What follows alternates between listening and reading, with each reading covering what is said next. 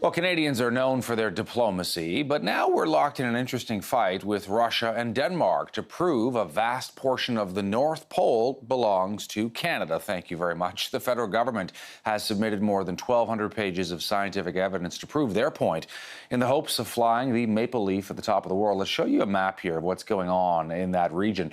Arctic claims, check it out, the North Pole. Look at all the countries vying, though, for sovereignty. Russia, Canada, Norway, Greenland, through Denmark as well, the United States. Michael Byers is an international relations professor at the University of British Columbia. One of his areas of expertise is Arctic sovereignty. Michael, wonderful to have you on CTV today.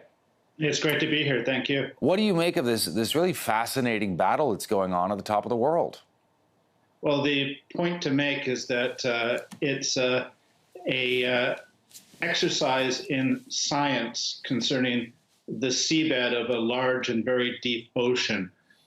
This is not about ships going into battle or dogfights over the Arctic Ocean.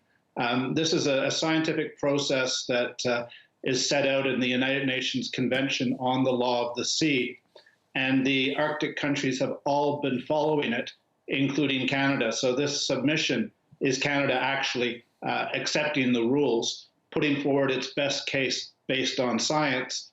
And now a commission at the United Nations will review that science and determine just how far Canada's rights go.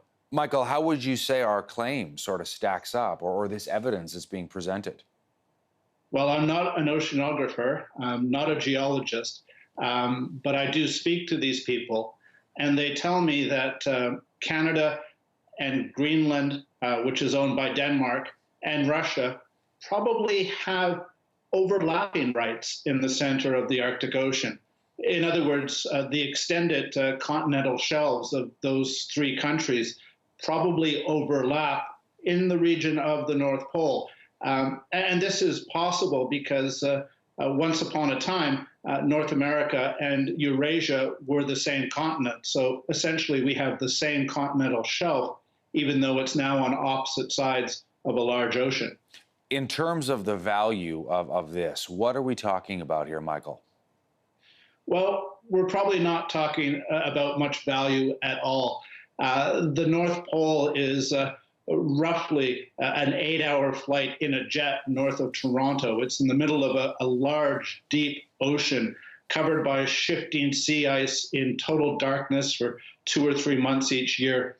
In other words, it's the last place in the world where it could be economical to drill for oil or to mine for minerals.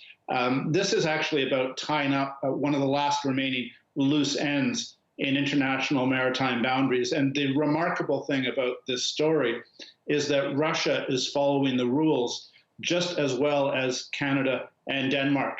And this is therefore a good news story. We have some pretty serious problems in our relationship with Russia, but in the central Arctic Ocean, everything seems to be fine. Yeah, let's show the map again, if we can, just to our viewers as you and I are speaking, Michael, to give them a sense of the area in question here. Let me ask you about the Russians and sort of how they have behaved as you see it. Well, Russia has been very diligent in collecting science, and in 2016, it filed a submission of its science at the United Nations.